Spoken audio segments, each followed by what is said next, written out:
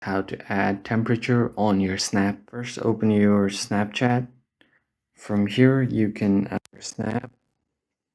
And once you do that, to add temperature, you can just tap on this third icon, the stickers icon. Snapchat provides you with different features where you can add real-time temperature and your altitude. So to add temperature, just tap on this. You can zoom in, zoom out.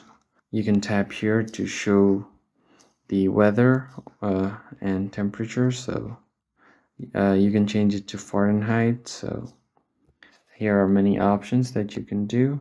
And along with this, you can add a GIF. So just search for temperature right here on the search bar. You can find related stickers here and these GIFs. So once you search for temperature, all of these will appear and you can choose the suitable GIF. So once you do that, you can send your snap to anyone you want.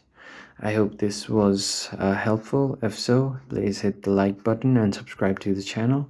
And I'll see you on the next one. Thank you for watching.